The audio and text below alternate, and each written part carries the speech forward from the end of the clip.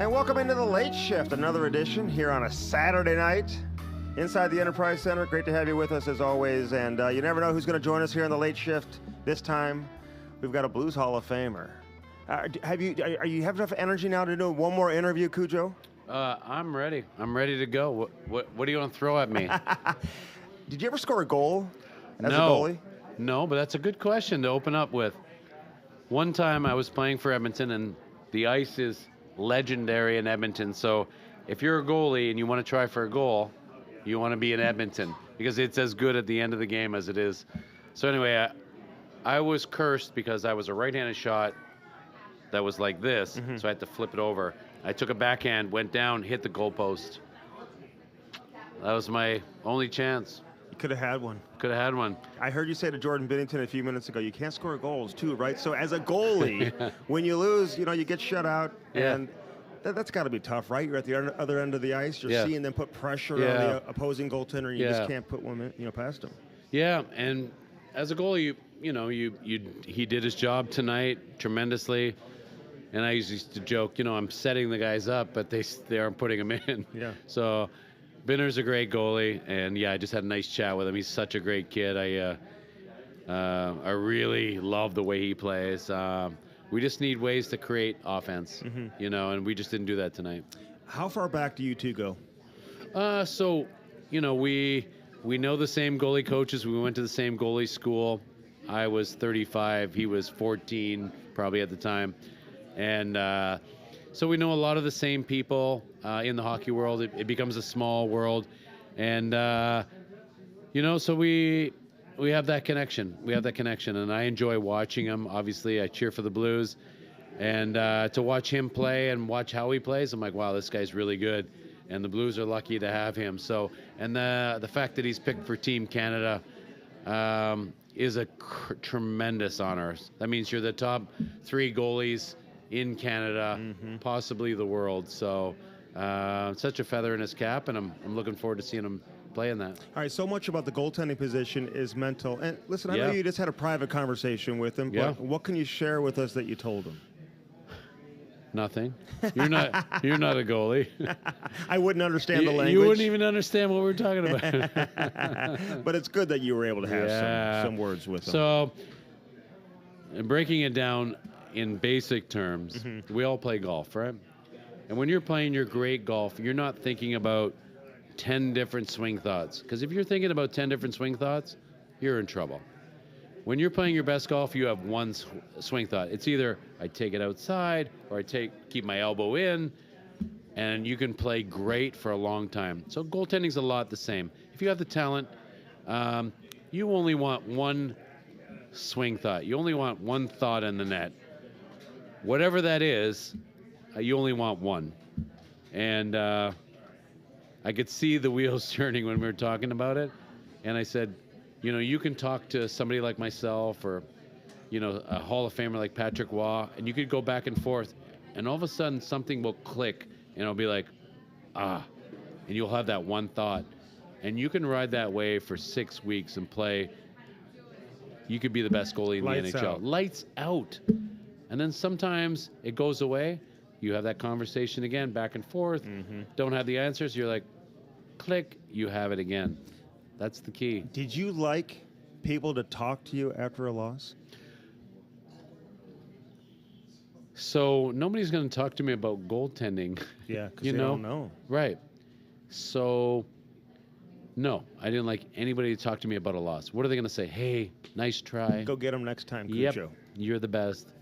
Nope, I hated people talking to me after. All right, it's a good question, though. Yeah, you came here as a 22-year-old. I'm just curious because this was your first stop in the NHL, and you had a lot of first love. Yeah, and you had that's true, and you had a lot of great stops as an NHL goaltender. You were very popular everywhere you played. Worked hard. But how the memories that are coming back just from being here in St. Louis? What's it been like for you? No, it's been amazing, and I remember the fans. Like everybody. They love their athletes here, and walking through the concourse today, I had to walk all around the building to get to one appearance that I had, and they're so respectful and very great fans. Man, I'm looking at this thing right. This is in New York. That's Pat LaFontaine. It could have been, but I remember Brian Trottier And I had no Brian Trottier. Now, so happy. Dave Lowry, great teammate. Ricky Mahar. Look how young we all are. That's so great. Look at Robert Dirk. He's the one that gave you the name Cujo. I love that. You think you know everything until you realize you don't when you hear a story like that. I know. Who knew, right? That it would stick forever? Yep. Look at all those young faces. It was a great time in my life. It gave me all the confidence in the world to play in the NHL. It gives you a little bit of independence by giving you, your contract gives you a little independence in life where you don't have to rely on anybody else. But it gave me great confidence. And then I had great role models right in front of me.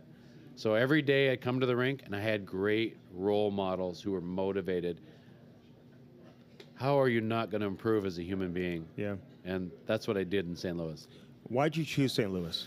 So it came down to 4 teams. And listen, I was not a prospect before that, but I played on 2 great teams. And then I looked good as a goalie. And then I became a prospect. And Brian Sutter picked me up at the airport in a limo, took me to his house, met his wife and his kids. And I'm like, wow, this guy. Was it a recruiting visit, basically? It was a recruiting visit. Okay. Yeah, I don't know if you've seen that movie, Johnny Be Good, back in the day, but I went on 4 recruiting visits, and I met Gordie Howe in Hartford, Bill Torrey, legendary Bill Torrey, Glenn Sather, and I came here, and Brian Sutter picked me up in a limo and took me to his house, and I was sold. Were you a student of the game? Like, did you know who he was? So I did know who he was. I became a student of the game because I knew the road to success was being ahead of the game and knowing tendencies and players and everything. So I had a photographic memory for sure, or a videographic memory. I could watch highlights on TV and go, yep, and I'd store them all in here. And that was something that was good for me. How'd you become a goalie? Couldn't skate. Started at 10 or 11 years old, couldn't skate, never wanted to be a goalie, wasn't a goalie nerd. And then I wanted to be on a team. So eventually I learned how to skate and I became a great skater. And then I used to skate all over the place. Stay in your net, Cujo. Guys used to tell me, Cujo, stay in your net. So I wanted to be a forward. One year I had 9 assists. Oh. So I love it when people go, hey, you were awful at handling the puck. You had to flip it over, very awkward. But I always say, yes, yep, looked unconventional. But I have 31 points in the NHL. Matches your How number. many do you have? You ever have a goalie coach? Like, did you guys have goalie coaches back then or no? So there were more goalie mentors and goalie guys who, Wayne Thomas was here, and he was a goalie, and he was our assistant coach. But nobody who would teach the mechanics of the game, not like, the last 20 years. These kids that come up now have tremendous mechanics. It's efficient, it's quick, it makes sense. And at 35 years old, I went back to goalie school and go, I need to learn the mechanics and the basics. And I did. I had all the skills and all the experience. And I went, and that's where I met Jordan Binnington, was at this goalie school where they taught the foundation and the mechanics. And that's what I needed. So, and then I played another 6 years in the NHL. Because he wasn't 35 at the time, right? No, he was he was a baby. He was 13 or 14 years old. That's amazing. But I learned the mechanics, and I played another 6 years. Who was your first friend here in St. Louis? Well, I knew Rod Brindamore, and Roddy was a great human and a great friend. But I'd have to say, Kelly Chase, Tony Twist, Jeff Brown, who I saw last night. Those are guys that come to mind. Glenn Featherstone, Tom Tilley. All these guys were great humans, and they were my good friends. Everyone remembers that incredible playoff series against Chicago. Going toe-to-toe against Ed Belfour, who was relatively young in his NHL career at the time, right? Who was your guy that you had to raise your level against, that you enjoyed to compete against as a goaltender? Well, was he one of them? He was one of them. And I knew Eddie was going to be a future Hall of Famer. You could see it. He was motivated. He was great. He was I saw the saves he made. He was tough to beat.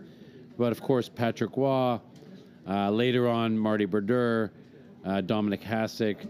These are all guys that I can't let too many goals in tonight, if any, to win the game. So, not that you're playing against them or shooting on you, but you knew you had to be very stingy in order to win the game. So, playing against Ed Belfour, you knew you had to be very, very stingy or you were not going to win. You better be stingy against Steve Larmer and this team, too. You guys swept Chicago, who had an unbelievable regular season. Yeah. You had a couple of shutouts in this playoff series. I mean, what was it about this playoff series that had you so locked in? Well, you know, I think in the playoffs, everybody plays a little harder defensively, and I get a little more look at it, a little more room. So as good as you can be in the regular season, I always told myself, I'm going to be even better in the playoffs because guys are going to play. They're going to play a little. Yeah, it's a great. This is one of my favorite scenes. I remember Hawley skating off the ice with a broom, and he's waving the broom in the air. I remember that being a young kid in the stands watching that game. But when you're seeing Ed Belfour, you just go. Oh, I would have been berserk. The same way. Yeah, I would have been the same way. Should that goal have counted? I think it was interference. It would have been called interference now. Yeah. But we would have won the series anyway. But I mean, I would have been breaking a stick over the crossbar also. Yeah. How good were some of those teams you played on here in St. Louis? I mean, so many players went on. You mentioned Brendan Moore, Brendan Shanahan. You had Brett Hull here, Jeff Brown. I mean, we're talking about not just legendary names here in St. Louis, but guys that went on to have Hall of Fame careers. Yeah, those are all Hall of Famers to me, and you know, it was fun. We were all young and enjoying, you know, being professionals. And in the city, the fans just embraced you. You know, we had guys like Nelson Emerson, too. We had some great people in that locker room. And really, the fans, and I feel it now, all my buddies that came here they all bought Blues sweatshirts and jerseys, and like, we're Blues fans. Because everybody treated my family and friends like they were family. I go, I told you so. You're going to love it here. So, yeah, great place to play. All right, you never lose your connection with St. Louis, but by coming back here, putting that jacket on, just the last couple of days, does it help reestablish your love and the connection with the organization? So great, and I got my family here, and they'll remind me every day, Dad, we had such a great time. We had the best weekend ever, and so I can't thank the Blues enough for having my family and my friends and treating them like first class, and this will be a family memory for us for forever. All right, talk about the mask and the pads, because I love how Chaser pulled the prank on you and said that they were lost. And you believed him, of course. Oh, of course, yeah. Chaser's like, hey, your pads and your mask are gone. You know, kiss them goodbye. I don't know where they are. I'll try and inquire about them. All right, Chaser. And then when they came out, I'm like, oh, my gosh, they're not lost. Yes, I get to take these home. So... you know, we get to see our family there. Look at that mask. That's one of the best masks I've ever worn my entire life. And, of course, it protects my head. So I love that mask. It's got to be great for your kids, too, because I'm sure some of them remember you playing, but some of them may not, right? Oh, at no. the same time. My sons are all in on hockey, and they're hockey aficionados, so they remember more than I do. And so to have them come here and these memories, you know, they're lifelong, and we can talk about them forever. So all the people that I love, including friends and family, you know, we're basically here this weekend, and I see them all the time, and we get to talk about this weekend. It's pretty good. Remember the old signs at the old arena? Only Jesus has more saves than Curtis Joseph. Yeah. I mean, if some of the best signs ever. That is good. And it's not true, but it's pretty cool. But what was the chant? What was the chant in college? So when you go to college, they're very clever and creative in college.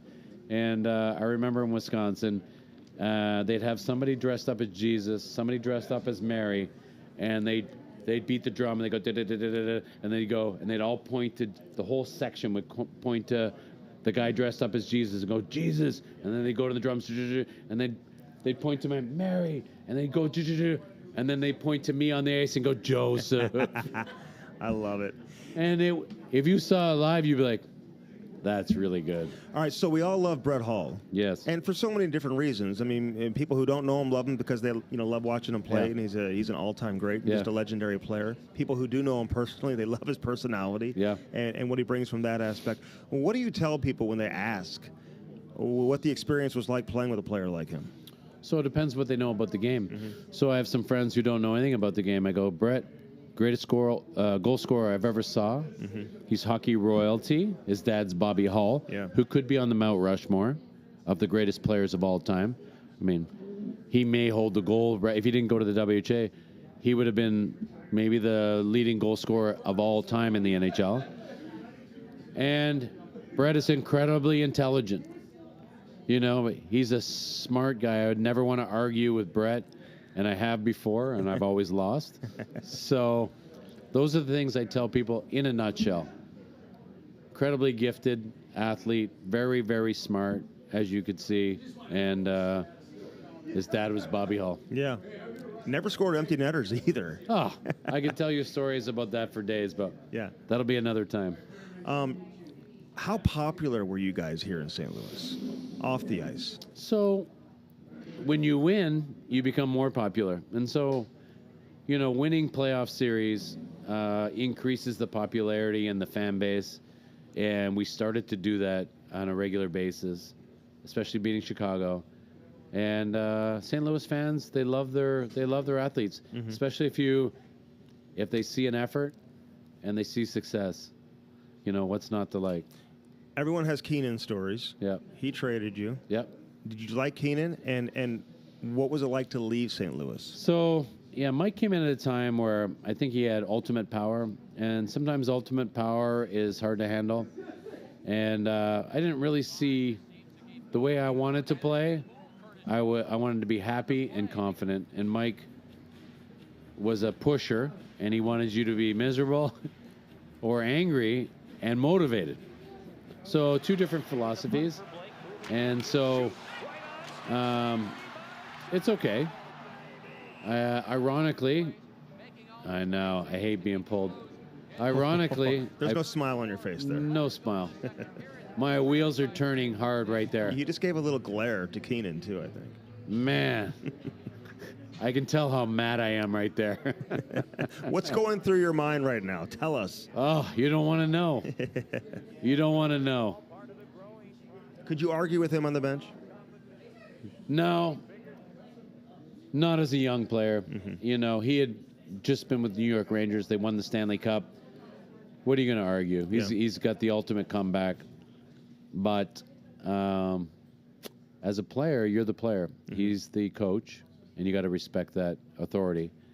And it was tough for me because I had a philosophy that how I played. And he had a different way to push me. And so it just wasn't working out at that time. All right, there's always been this theory thrown out there that Curtis Joseph played his best when he faced a ton of shots. Well, that's true. Okay, so why was that the case? Like, would you rather face 40 shots or? Yeah, 50. Okay, 50 or 25, 22? So it's probably from my childhood or the way I grew up. And so my wife, Stephanie, she goes, when one of the kids texts me and needs help with something, I jump up and go, hey, got to do this. I'm a fixer. And she looks at me and laughs and she goes, you need to be needed. And at first I was like, I need to be needed. And she goes, yeah, you need to be needed. Now I look at my career and I look at, the more shots, the better. The more the team needed me, the better I was. So that's me. All right, she was right. Yeah, and you came in 1989, but you played all the way through, the mid-2000s, right? I mean, 2008, 2009. Good longevity. So did your game change? Did you have to change your style? Oh, yeah. Game changed for the better. I refined it. Less movement. More thought process. Being in the right spot at the right time. Yeah, I became a better goalie every year, I feel like. And then at some point it declined a little bit, but the equipment got lighter, so the decline wasn't as visible because the equipment was so light that it's like, oh, maybe I'm losing speed, but I wasn't because the equipment got a lot lighter. So my longevity and health was a big issue. You talked about Pronger a lot last night and how much respect you had for his game. What about Al McInnes? Like, I just saw him in that last shot. Yeah. How much did you learn from him, and how much did you respect, or how much respect did you have for him when you left I St. loved Louis? Alan. He was a great defenseman, but unfortunately, I only played with him like he was hurt. Huh? He came and he got hurt, and I didn't get to play with him much, and then I was traded. So, listen, I'm all about stud defensemen, and it makes my job easier, and I could play off. When they make decisions, then I make a decision. I always tell the D, if you make a decision early, that's great. If you make it early, then I make an early decision. And our ability to stop the puck is probably greater if you make an early decision. Don't wait and then make no decision. I don't know if that makes sense, but... Say it again. I know. If you're a goalie, if I just said that to Benner, you go, yep. Yeah. So we get it because we have to make split-second decisions on who's out there, who's passing the puck, how quick they're coming in. I got to come out. I got to play that guy. I got to back up. Who's got the puck? What hand is he at? What angle is he at? Like all those come into a factor, and you got to make those split-second decisions and adjust yourself accordingly. Did you get along with your goaltending partner? Always. Yeah. Always. Who's your favorite? Here, St. Louis. So here, Vincent Riendo was amazing. He was a guy who taught me we could be friends and still be goalie partners. Where I'm like, I don't want to be friends. I'm taking your job, which is terrible, but that's immature. And he taught me how to be mature about, hey, you can pick me up for practice and still play great. And as a young man, you're like, no, I can't.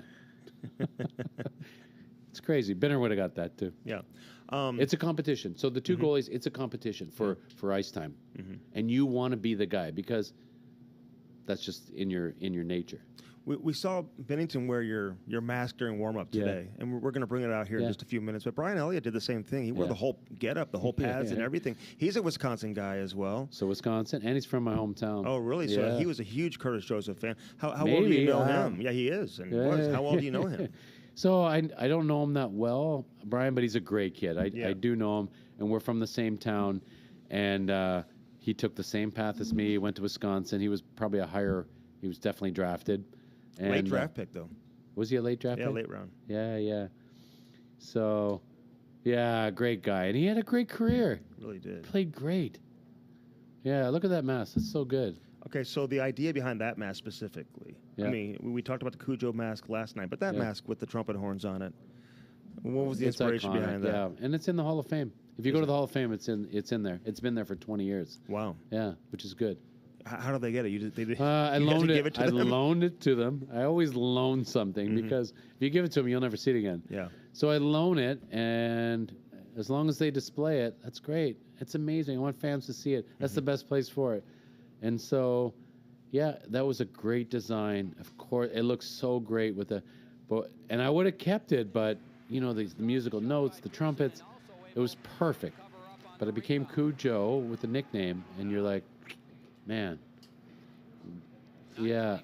How important was the mask to you? Because a lot of goaltenders, their gear and everything now, it kind of gives them a little bit of swagger, and they feel a certain way. Swagger's good. Was that important for you? Swagger's always good.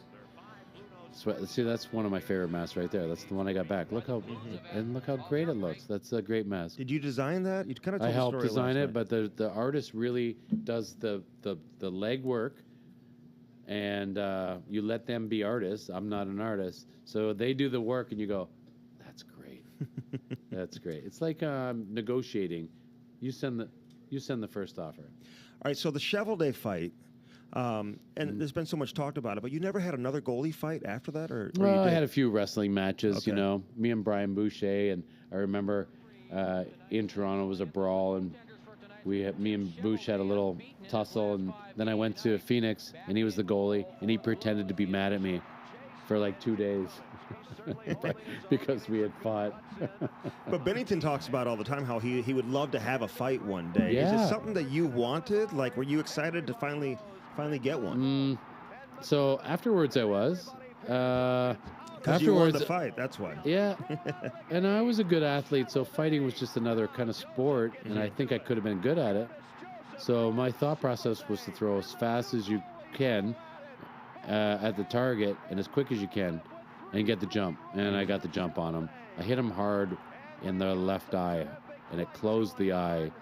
So he's definitely on the defensive there for the rest of the fight. How much did people talk to you about that afterwards? And even to this day, Oh, if you gosh. run into Blues fans, I Yeah. mean, is this one of the first things they're bringing up? 100%. Yeah. And so good. It's so good. It's funny, so, it wasn't, I mean, guys have had a million fights and they don't get this much publicity, but something about goalie fights, right? Yeah. Oh, my God, they're the best. Well, Right? You don't see them too often. That's right. So something about goalie fights and in-division rivalry, if it's Chicago. If I had fought Eddie Belfour, I would have topped this one. I should have done that. That's the one guy you'd want to fight, right? Yeah, well, and win. Win, yeah. Yeah. He could be tough. He could be tough. I know Eddie's a strong guy, and he's competitive. So it would have been a good match. You ever play with him internationally? No, no, yes, Eddie. So World Cup, 2 Olympics, and he was in one of them. I can't remember which one. Wow. Yeah. You guys get along? Yep. Yeah. Yeah, professionally for sure. Yeah. And now that he's retired, we get along. We're nothing alike, but I respect the heck out of him. He was a great goalie. All right, so what are you doing now in terms of day-to-day? Did you always want to stay in hockey? Do you enjoy your time away from the game? Where are you at with that? I like being a mentor and helping people out, like just talking to Binner for 2 seconds there. You can tell he's a sponge and very smart. And that's very gratifying if I could help a goalie in that way. But goalie coaches day-to-day, that's a little tougher. That's a little tougher grind. Yeah. Okay, I'm going to bring this mask Yeah, over. yeah, of course. This is what Bennington wore today. We're going to have you sign it for him because he wants you to sign it. Oh, amazing. So look at this master right here. So how close is it to the his is original? His has got like a matte finish on it. Can you see the matte finish? Yeah. Oh, yeah. It looks like it's outside and it's frozen, which is a really cool. And then, he's got my face on it. I mean, I don't know if that's good or bad. I love it. But this is a beautiful mask. It is stunning. It's identical, except for that. I wouldn't have put It would be weird if I put my face on my mask. You wouldn't put your own face on there? Go ahead and sign that for him. He wants a sign. Right there. Binner's so good. I wish him all the best. Yeah. Right in here? Yeah. We wish you the best as well, Cooch. I hope you enjoy your time coming back here, man. I had the best time ever. I know the fans obviously loved it as well. I loved it. Yeah. And getting to see all that, going on the ice and seeing all the young guys, my son's age, and going up and down the bench, and I looked at all the faces, and all the faces of the Blues, they're young. They got the greatest lifestyle, and I just want to hug them and go, "Hey guys, play as hard as you can. This is the greatest time in your life. Enjoy it." You had a chance to go in there into the dressing room before the game, though. What was your message to the players? Well, we read out the lineup, and I got to read the 2D and the goalie, and Babs was like, "Hey, he said something that a forward would say." And I came in and go, "Hey, I'm all about defense. Forget what he said. This is what we're doing." And I looked at the defense, and they're like, "Yes." I go, "Defense wins. Here's our starting lineup." And I got to say our starting lineup tonight on defense and goalie, and it was fun. It was so great. And I had one of my sons in there who's a coach. Yeah. So he got to be in there, and Claude Julien was taking him, "Hey, this is what we do." And so to watch my son with their coaches, and he was just like, "This is the greatest day of my life, Dad." For your son to say that, and you're like, glad I could be a part of it. All the best, Cujo. Yeah, thank you. Great to see you. Thank you. So great. Congratulations. Thank you. This has been The Late Shift. Luke did say that to me. He loved it.